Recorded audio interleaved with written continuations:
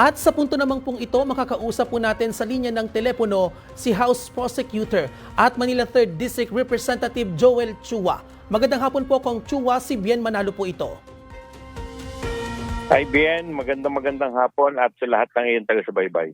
Opo. Yes, Kong, ano po ang masasabi nyo dito sa inisyu ni Pangulong Ferdinand R. Marcos Jr. na special session? Well, ito'y tugon dun sa hindi pagdalo ng senador noong nakaraang 2 araw na session. Kaya kinakailangan talaga na mag-convene ang Kongreso at ang Senado para maaksyonan ang mga nakabinbin ng legislative measures sa Senado.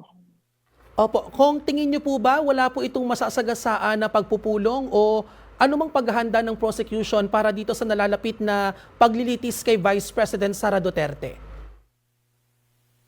Wala naman dahil sa Wednesday ay wala pa namang hearing ng impeachment at ang pre-trial conference ay sa Huwebes pa magaganap.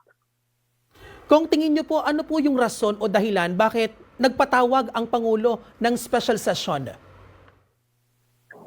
Doon sa kanyang mga inilahad na dahilan, isa po dito ay para maaksyonan yung mga priority legislative measures na nakabimbing sa Senado at isa po dito ay para mag-convene ang commission on appointment para maaksyonan din ang mga appointment ng ilang mga miyembro ng kabinete, military at mga foreign service.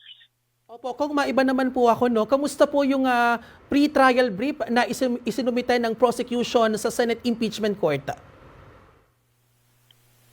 Kaya pa lamang po ito na isinite at kami po ay bukas tatanggap po namin ang kopya ng kanilang sinumite.